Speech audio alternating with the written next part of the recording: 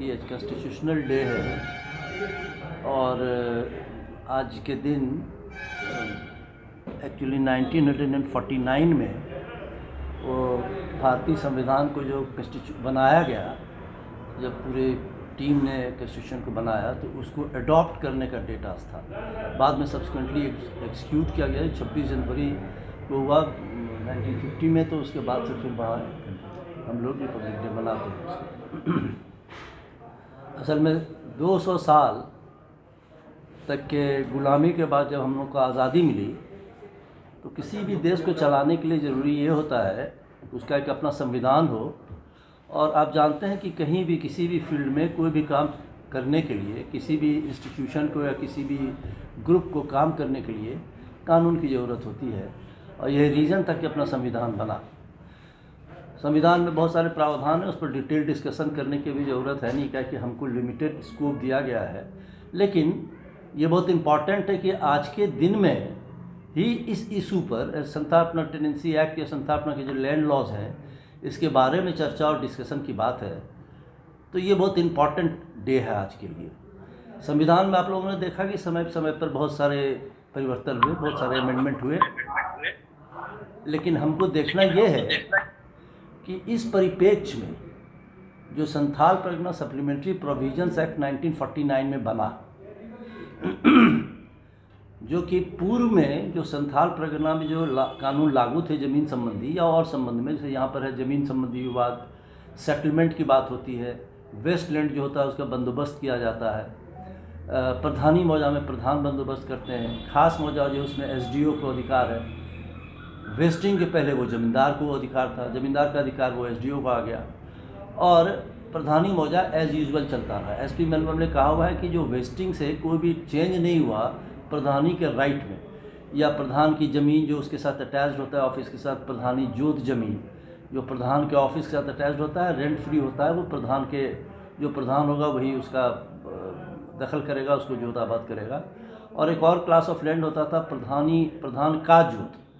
तो होता क्या था कि जब कोई प्रधान बहाल होता था तो वो बहाल होने के बाद उसको सिक्योरिटी डिपॉजिट लगता था, क्योंकि जो गांव, जिस गांव का वो प्रधान है, उससे जो रेंट कलेक्शन करता था विलेजर्स से, उसको अगर खा गया, गबन कर गया, तो उस सिक्योरिटी के लिए पूरे साल भर का जो खजाना होता था उसके समकक्ष या उससे भी ज़्यादा उनकी अपनी जमाबंदी ज़मीन को सिक्योरिटी में दे दिया जाता था, जिसको प्रधान का जोत कहते थे। और बाद में अगर प्रधान कभी डिफ़ॉल्ट कर जाता था, रेंट कलेक्ट करके अगर समूचा रेंट वो खा गया, ज़मींदार को जमा नहीं किया, तो ज़मींदार उसके अगेंस्ट में रेंट सूट फाइल करता था। उसके बाद रेंट एक्विजिशन में अगर वो डिपॉजिट डिक्रीटल अमाउंट जमा नहीं करता था तो उस स्थिति में वो ज़मीन जो है उसको ऑक्शन करता था, उसको एविक्ट करके प्रधान से, उस ज़मीन से भी उच्छेद करके, और जो डिज़र्विंग रैयत हैं उसके साथ उसको बंदोबस्त कर दिया जाता था, वो ज़मीन उसके पास चला जाता है। आजकल क्या होता है कि प्रधान जब बहाल होता है तो कैश सिक्योरिटी उससे जमा ले लेता है, पूरे साल भर का खजाना का रसीद। तो यह सिस्टम था कि ज़मीन बंदोबस्त करेगा प्रधान, और प्रधान जो अपॉइंट होगा वो उसका भी अपॉइंटमेंट होगा। अगर कोई ज़मीन फौती हो गई या फरारी हो गई, फौती या फरारी का मतलब ये हुआ कि अगर मान लीजिए कि कोई भी रिकॉर्डेड टेनेंट जिसकी ज़मीन है वो विदाउट एयर मर गया, या फिर वो फरार हो गया, गांव छोड़ के कहीं ऐसे जगह बस गया जो उस रेंट का कोई कल्टीवेशन नहीं हो रहा है, कोई रेंट पेमेंट नहीं हो रहा है, तो वैसे स्थिति में वो फरारी ज़मीन होती थी। उसका clause 12 of the record of right में उसका प्रावधान था, और जो वेस्ट लैंड सेटलमेंट करने का प्रावधान था वो क्लॉज 16 में प्रावधान अभी भी है, पहले भी था, दोनों अभी भी है।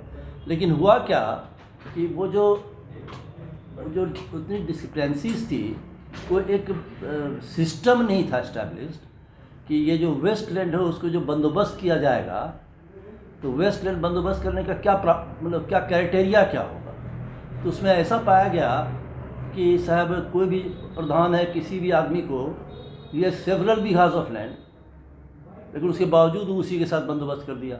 कोई बहुत रिच पर्सन है उसके साथ बंदोबस्त कर दिया, कोई रिस्ट्रिक्शन नहीं था। उसके साथ साथ जो फौती ज़मीन है, वो फौती ज़मीन का भी बंदोबस्ती में वही सिस्टम था कि जिसको चाहिए, बहुत सारी ज़मीन है लेकिन वो उसके बावजूद उसके साथ बंदोबस्त होता था। तो ये सब सिस्टम को प्रधानी सिस्टम में ऐसा पाया गया कि ज़मीन जो ट्रांसफ़र होता था तो पहले भी लोग इलीगल ट्रांसफ़र करते थे।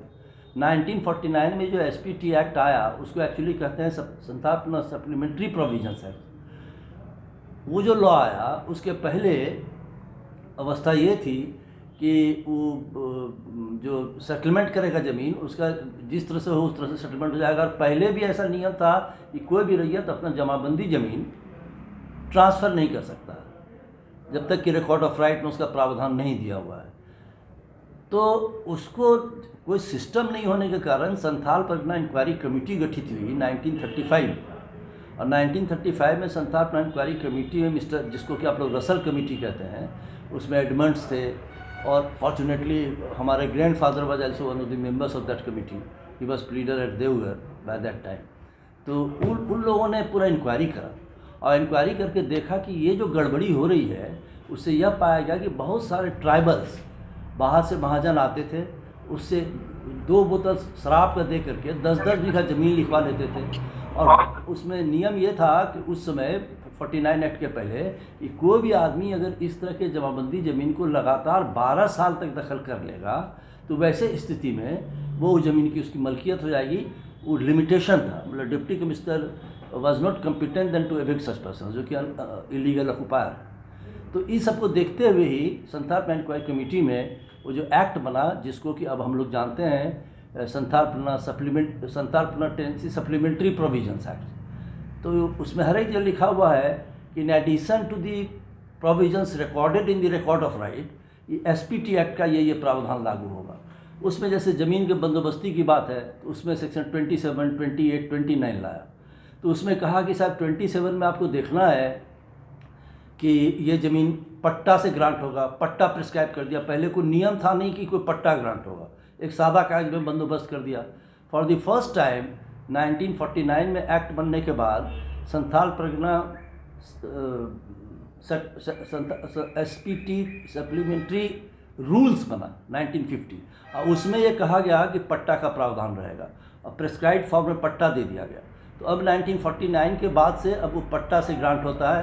प्रधान का ड्यूटी है कि वो पट्टा बनाएगा, उसकी 4 कॉपियाँ बनाएगा, उसमें से 1 कॉपी वो दे देगा सेटलमेंट टेकर को, 1 कॉपी अपने पास रखेगा, 1 सीओ को देगा और 1 डिप्टी कमिश्नर के पास भी भेजने का प्रावधान है, एसडीओ के पास भेजने का प्रावधान है। वो भेज दिया जाता था। सेक्शन 28 दिया कि साहब आपको सेटलमेंट करने पहले देखना है कि इक्वल डिस्ट्रीब्यूशन हो, रिक्वायरमेंट किसका कितना है उस पर भी आपको ध्यान देना। ये कंडीशंस दिया जो पहले में नहीं था। अब ये 49 एक्ट में ये सेक्शन 27 और 28 लाया जिसमें कहा गया कि साहब इक्वल डिस्ट्रीब्यूशन हो। जो अगर कोई आदमी का नेशन के प्रति या कम्युनिटी के प्रति बहुत बड़ा कंट्रीब्यूशन रहा है तो उसको भी आप देखिएगा। अगर कोई लैंडलेस लेबरर है जिसके केवल घर है उसको, तो उसको भी सेटलमेंट करने का प्रावधान उसमें किया गया, सेक्शन 28 में लाया गया। सेक्शन 29 में क्या किया, पहले क्या होता था कि प्रधान जो है वो प्रधान वेस्टलैंड है, उसमें अपने बेटे को, भतीजा को, भाई को इसको बंदोबस्त कर देता था। देयर वाज नो रिस्ट्रिक्शन, कोई लॉ था नहीं। लेकिन 49 एक्ट में सेक्शन 29 लाया और उसमें कह दिया कि अगर प्रधान किसी अपने साथ अगर वो बंदोबस्त करता है तो बंदोबस्त के पहले उसको एसडीओ से परमिशन लेना होगा। तो वो सेक्शन 29 में प्रावधान दिया था। लेकिन सब्सिक्वेंटली ऑनरेबल हाई कोर्ट ने, with all respect to the high court, वो कह दिया कि वो प्रधान अगर अपने साथ बंदोबस्त नहीं करके रिलेशन के साथ करता है तो उसमें परमिशन की ज़रूरत नहीं है। लेकिन हम समझते हैं कि उसको फिर से रिव्यू की ज़रूरत है, क्या कि तो पर्पस ही फुल नहीं होगा जो सेक्शन 29 दिया गया है। तो दैट इज़ द लॉ। उसके बाद अभी जो प्रोविज़न है वो चल रहा है, एविक्शन का प्रोविज़न चलता है। अभी क्या है कि लॉ कहता है कि नो रैयत shall transfer any part of his holding or holding to any person unless the such right has been recorded in the record of right। तो record of right में था दिया हुआ है, जो बाद में बताया कि कैसे कैसे आदमी ज़मीन ट्रांसफ़र कर सकता है। जैसे उसमें लॉ बनाया है सेक्शन 23, तो सेक्शन 23 किया कि सब एक्सचेंज में कर सकता है। तो सेम विलेज में है या कंटिग्यूअस विलेज में है और सेम क्लास ऑफ लैंड है तो उसका वैल्यूएशन वगैरह देख करके उसमें एक्सचेंज करेगा। एक और लॉ बना है जिसको कहते हैं भुगतबंधा, जो लीज करते हैं, जो 5-6 ईयर्स मैक्सिमम है उसमें, कि उसमें पैसे की ज़रूरत है उसमें लीज कर सकता है। That is also a mode of transfer और that is recorded in the record of right. Therefore that transfer by way of exchange और जो एक्सचेंज से जो करता है वो या फिर जो भूत बंधा देता है वो रिस्ट्रिक्शन अब नहीं रहा। वो रिस्ट्रिक्शन इतने रहा कि आप 6 साल तक दे सकते हैं। उसके साथ साथ एक है और सेक्शन 22 प्रोविज़न है, जिसमें कहता है क्या कि अगर मान लीजिए कि कोई आदमी को कोई कैटल नहीं रहा, खेती के लिए उसको पैसा नहीं है या बहुत बीमार है, तो वैसे स्थिति में भी प्रावधान दिया हुआ है कि वो मैक्सिमम फॉर 10 ईयर्स किसी आदमी को एसडीओ को इन्फॉर्मेशन देकर इंटरेस्ट कर सकता है कल्टीवेशन, कि वो अपना ज़मीन किसी से कल्टीवेशन करवा सके। तो ये सब प्रावधान बना हुआ है। लेकिन संथाल प्लॉट टेनेंसी एक्ट को सोलली देखेंगे हम इन आइसोलेशन तो वो नहीं चलेगा। होता क्या है कि फ्रॉम टाइम टू टाइम बहुत सारे लॉज बनते चले गए। स्वामी विवेकानंद ने कहा था कि too many laws is your symptom of death. मतलब बहुत कानून अगर बन गया तो डेथ होगा उसका, ज़रूरी है। अब बताते हैं आपको हम सेल्फ कंट्राडिक्टरी और कितना क्योस है अभी, और इसलिए आज के दिन हम बता रहे हैं क्या संविधान दिवस है, और ऐसे दिवस में ये जो कानून है इस पर विचार करने की ज़रूरत है। जब संविधान में इतने अमेंडमेंट हो सकते हैं, तो जो लॉ बन करके जो क्योस है, जो मतलब उसको कहते हैं कि बर्बाद कर देने का चीज़ है। हमको सिंपल एग्जांपल देते हैं, आप लोग को सिंपल एग्जांपल दें। आप लोग को पता होगा कि यहाँ पर Bihar privilege person homestay tenancy act बना था, अभी भी है वो। अब उसमें प्रावधान कर दिया गया था कि अगर कोई लैंडलेस आदमी है जिसको 1 एकड़ से ज़्यादा ज़मीन नहीं है, और वो अगर किसी या नौकरी करता है या कुछ भी कर रहा है और किसी ज़मीन पर उसने अगर घर बना लिया है, तो सर्किल ऑफिसर को उस पर पावर दिया गया था कलेक्टर का कि circle officer instead of evicting that person उसको एक प्रोसीडिंग चालू करेगा, इंक्वायरी करके, और उसको पीपी पट्टा इशू कर देगा। तो पीपी पट्टा इशू करने का प्रावधान हुआ। ये बना था 1948 में, वो जो लॉ था 1948 में। तो अब ये 1948 अब हुआ क्या कि ये चल रहा था। अब वो पीपी पट्टा के तहत तो जानते हैं, हम लोग भी बात करते हैं, लोग कहते हैं कि जब भी कोई नया कानून आता है किसी चीज़ को संभालने के लिए, तो लॉयर सबसे पहले उसमें लूपहोल खोजता है कि कहाँ से हम निकाल सकते हैं अपने क्लाइंट को। ये ऐसा हो जाता है। तो यहाँ भी लोगों ने खोजा। अब हुआ क्या कि जो प्रोविज़न था, जो बेसिक कंस्ट्रक्शन था उस लॉ का, वो ये था कि जो गरीब है जिसको केवल 1 एकड़ ज़मीन है उसके साथ पीपी पट्टा दे सकते हैं। तो दिया गया पट्टा, उसमें मिसयूज़ हुआ। उसमें ऑफिशियल्स जो भी अथॉरिटी थे वो इस बात का ध्यान लिए बिना कि जिसको पीपी पट्टा दिया जा रहा है वो उस स्टैंडर्ड में जो प्रिविलेज पर्सन के डिफिनीशन के तहत आता है कि नहीं आता है, उसको ध्यान में नहीं रख करके जो आदमी नौकरी कर रहा है, 2 महला 3 महला मकान है उसका, गाड़ी छकड़ा सब है, खेती है, लेकिन उसको भी पीपी पट्टा मिल गया है। अब बहुत सारे केसेस में पीपी पट्टा लेके वो घूमते थे। तो एक तो ये हुआ उसका निगेटिव एस्पेक्ट। पॉजिटिव ये था कि गरीब लोगों को उससे मदद हो रहा था। तो 1989 में एक अमेंडमेंट आ गया उसमें, और अमेंडमेंट उसके बीच में बहुत सारे लोगों को सेटलमेंट हो चुका था। एक अमेंडमेंट आ गया, और उस अमेंडमेंट में क्या, उसको एक्ट 11 ऑफ 1989 कहते हैं, जो उसमें उस एक्ट में आया चेंज। उसमें क्या कहा गया कि प्रिविलेज पर्सन जो होगा वो ये लोग होंगे जिसके पास कि एक छोटा सा घर है और 1 एकड़ से ज़्यादा ज़मीन नहीं है। लेकिन उसी में कर दिया कि provided that if any person has come in possession over the land situated in Santhal Pargana in contravention of the provisions of SPT Act, तो he shall not be deemed to be a privileged person। तो यहाँ मतलब गरीब नहीं होगा। ये है bankruptcy, ये है प्रॉब्लम। अब अवस्था ये है कि 1989 में ये लॉ बन गया। अब उसको क्या दिया कि it shall be deemed that this provision was always substituted and existing in the statute book, meaning thereby कि ये पर्टिकुलर प्रोविज़न को कि संथाल में नहीं होगा, इसका रेट्रोस्पेक्टिव इफेक्ट दे दिया, ये कभी लागू नहीं था। अब उसके उसी के आधार पर यहाँ के कमिश्नर, डिवीज़न कमिश्नर ने एक चिट्ठी निकाल दिया कि साहब जितना भी पीपी पट्टा है सबको कैंसिल कीजिए, पीपी पट्टा की मान्यता नहीं होगी। तो उसमें जो अमीर आदमी था वो तो गया ही, जो गरीब था उसके बारे में सोचा गया, जो वास्तविक रूप में यह ज़मीन लिया। अब ये SPT एक्ट का प्रोविज़न दे करके जब उसको पट्टा दे दिया, एक कानूनी कोर्ट ने दिया है, एक ऑफिसर ने ड्यूरिंग द पीरियड जब वो दे रहा था उसमें ही had got legal authority to grant such patta, उसके तहत उसको पट्टा मिला। वो इन्वेस्ट कर दिया उसमें, उसने और बड़ा घर बनाया, खर्च करके उसको बनाया, कुली था उससे भी बनाया वो, लेकिन अब इस कानून के बदलाव होने के बाद तो बर्बाद है। उसका प्रॉब्लम ये हो गया है कि प्रेजेंट सेटलमेंट में जो पर्चा बन रहा है उसमें कहीं भी वो पीपी पट्टा को लोग मान्यता नहीं दे रहे हैं। तो विचार इस पर करने का है। आज संविधान दिवस है, इसलिए विचार ये भी करना है कि इसको कब सुधार कीजिएगा, ये तो नहीं हो पा रहा। तो एसपीटी एक्ट के साथ पैरेलल एक चीज़ चल रहा है। अब दूसरी बात आपको बताते हैं, एक और एग्जाम्पल जो हमारे साथ में घटा, हमारे क्लाइंट का केस था वो। आपको पता है कि बिहार बिल्डिंग कंट्रोल एक्ट हुआ करता था। लैंडलॉर्ड और टीनेंट के रिलेशनशिप में, लैंडलॉर्ड और टीनेंट का जो रिलेशनशिप होता है उसके लिए बिल्डिंग कंट्रोल एक्ट बना था। फर्स्ट टाइम 1948 में ही बना था, यह भी वर्ल्ड वॉर के ठीक बाद में बनाना पड़ा था।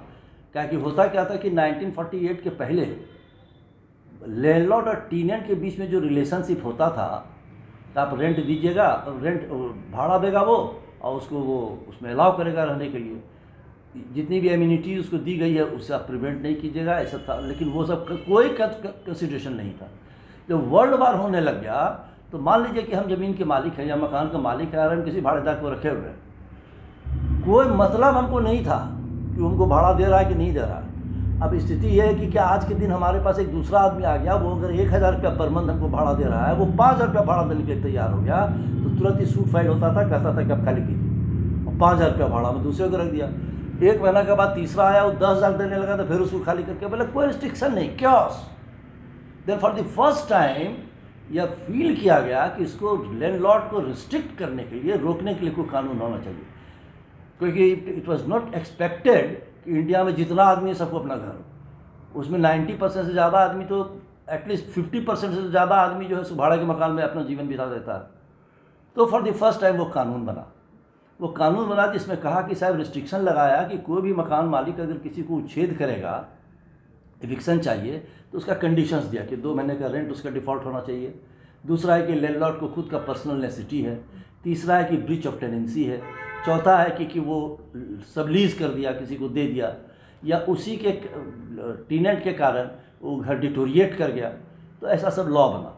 वो लॉ में लिखा हुआ था अंत में कि this act shall be applicable in the municipal area of Dumka, Pakur, जितना म्यूनिसिपल एरिया था केवल उसी में लागू था। 1982 में आके एक अमेंडमेंट हुआ और उसमें कह दिया कि यह जो एक्ट है उसका एप्लीकेशन ऑल ओवर झारखंड होगा, बिहार होगा। तो बिहार में कर दिया, वही एक्ट अडॉप्ट किया झारखंड ने 2000 में, जबकि स्टेट अलग हुआ, बिहार ऑर्गेनाइजेशन एक्ट 2000 में। तो उसमें जब ये आ गया तो उसमें कह दिया कि साहब ये जो प्रोविज़न है पूरे राज्य में लागू होगा। मीनिंग देयर बाय कि शिकारीपड़ा भी लागू होगा, जामा में भी लागू होगा, हर एक जगह लागू होगा। आपका क्या गांव है? सरैयाहाट में भी लागू होगा, सब जगह लागू होगा। सरैयाहाट म्यूनिसिपल एरिया नहीं था। तो अब अवस्था ये है कि ये तो कर दिया, तो इसका मतलब कि वहाँ भी अगर कोई आदमी अपने ज़मीन पे या अपने मकान में किसी को भाड़े में देता है, तो वो जब तक डिफ़ॉल्ट नहीं करेगा या बिल्डिंग कंट्रोल एक्ट के अंदर में नहीं आएगा, तब तक उसका एविक्शन नहीं हो सकता।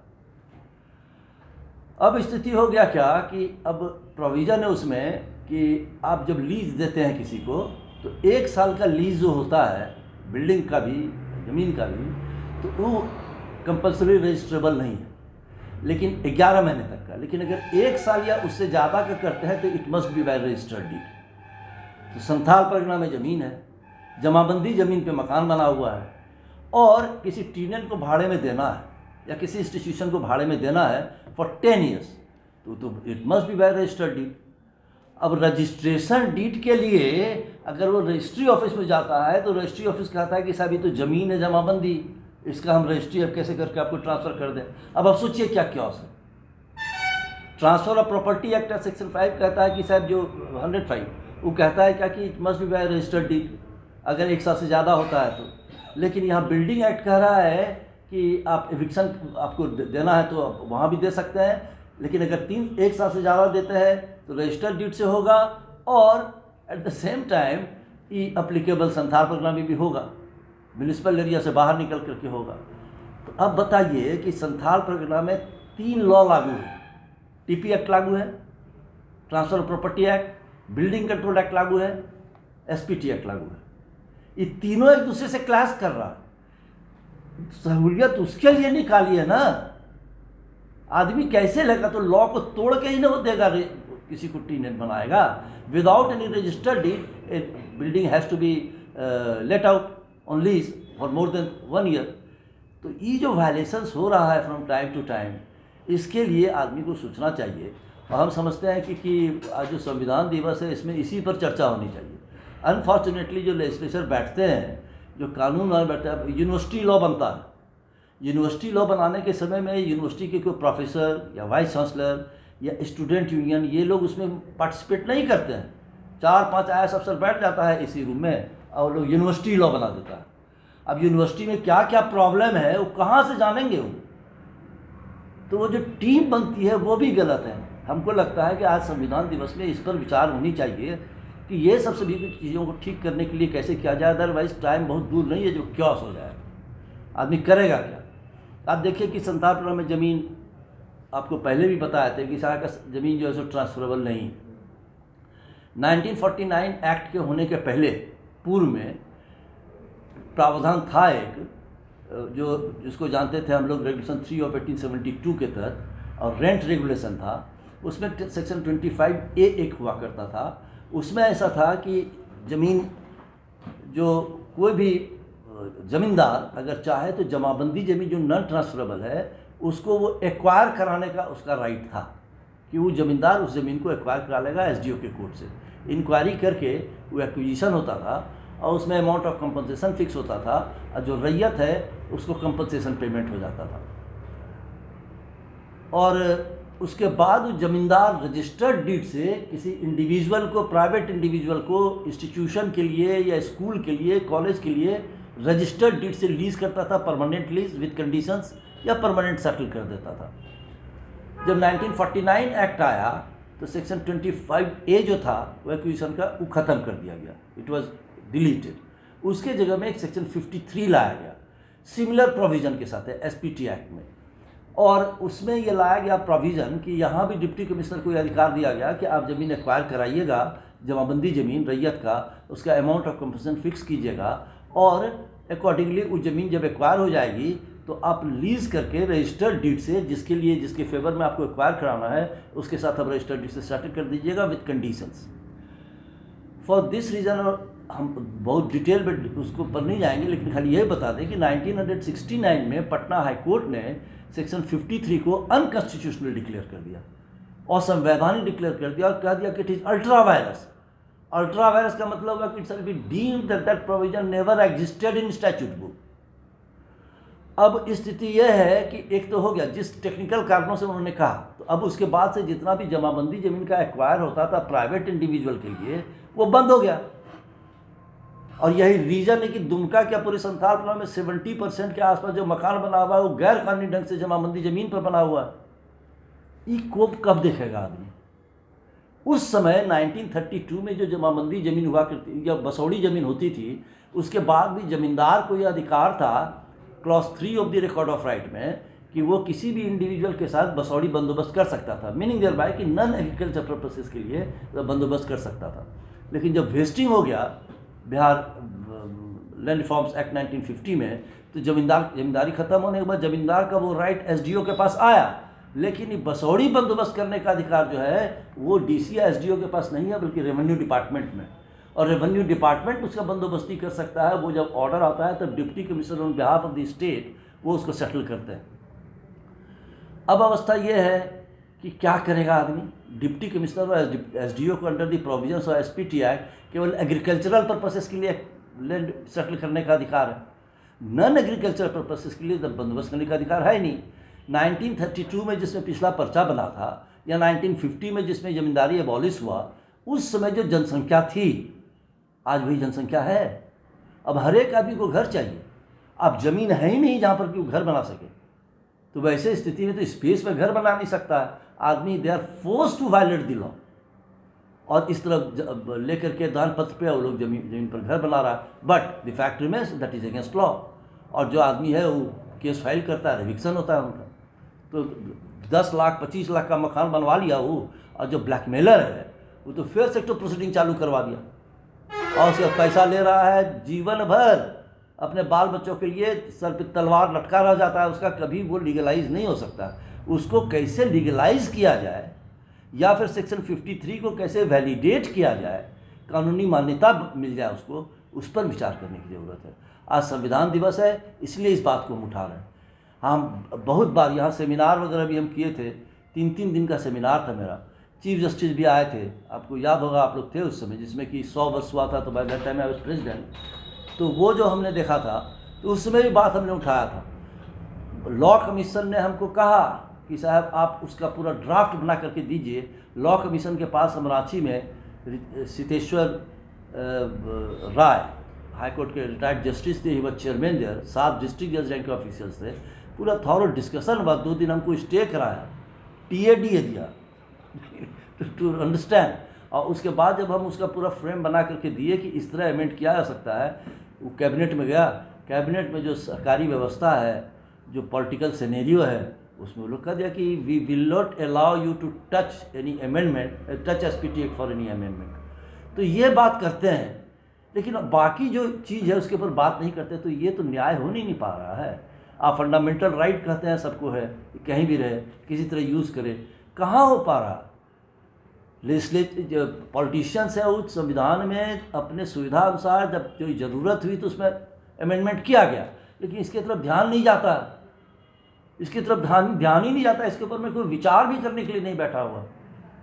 हमको याद आता है कि यहाँ चीफ मिनिस्टर का जो कैंप कार्यालय है, उसमें शायद चीफ सेक्रेटरी वगैरह सबको आए थे, तो I was called there as well. हमको कहा गया था कि इस बात पर एक्सप्लेन कीजिए कि कैसे होगा। हम पूरी बात उन लोगों को एक्सप्लेन की, उन लोग को भी कहें टाइम फिस है, कुछ नहीं। तो फिर क्या मतलब है, हम लोग कैसे कहें कि हम लोग संविधान के तहत चल रहे हैं और हम आज़ाद देश में हैं, जबकि हमको रहने का, अपना व्यवहार करने का, खाने पीने का, ठहरने का, छत का जगह नहीं मिल सकता है, उसके लिए हमको लड़ाई करनी होती है। दूसरा बात, अब डेवलपमेंट के स्कोप में भी आप सोचिए कि संथाल परगना में जो बहुत ज़्यादा डेवलप नहीं हो रहा है, उसका एकमात्र कारण यहाँ की ज़मीन की स्थिति है, और उसका एकमात्र कारण है कि सेक्शन 53 के अल्ट्रा वायरस डिक्लेयर होने के बाद उसको लीगल वैलिडिटी देने के लिए आज तक किसी ने भी कोई कदम नहीं उठाया। वो कदम उठाना ज़रूरी है ताकि उसको वैलिड, कोई फैक्ट्री नहीं बैठ सकता। हमारे पास बहुत लोग आते हैं कंसल्ट करने की, सर हमको फैक्ट्री इस्टेब्लिश करना है, या ऐसा करना है, वैसा करना है, कुछ बनाना है, लेकिन I can't give him legal suggestion ना, क्योंकि तो लीगल ओपिनियन के लिए आता है ना। तो कहता है कि सर इतना आदमी कर लिया, हमको ठीक है आप भी कर लीजिए, जब केस होगा तब हमारे पास आइएगा। आप तो पूछने आए तो आपको बताया, तो आप तो लीगल बात ना आपको बताएंगे हम। और आप अगर कहिएगा कि नहीं हमको बता दिए कैसे बचिएगा, आपके आज तक कोई डकैत या मर्डर पूछने लॉयर के पास नहीं आता है कि सर कैसे मर्डर करें कि आप बचा दीजिएगा, ऐसा कोई पूछता है कि कैसे हम चोरी करें या डकैती करें कि हमको बचा दीजिएगा, वो तो ऐसा आता नहीं है। So this is the situation, और हम समझते हैं कि अभी हाई टाइम है जबकि आदमी को चाहिए कि सब सभी बात पर विचार करे, एक सेमिनार हो, कुछ जो सेंसेबल पर्सन्स हैं वो लोग इसके ऊपर इनिशिएटिव लें, और तब वो उस पर बात विचार हो, तभी कुछ हो सकता है। मैं समझता हूँ कि मुझे और बोलना है क्या, तो ठीक है ना, हैं? आधा घंटा हो गया। हाँ ठीक है।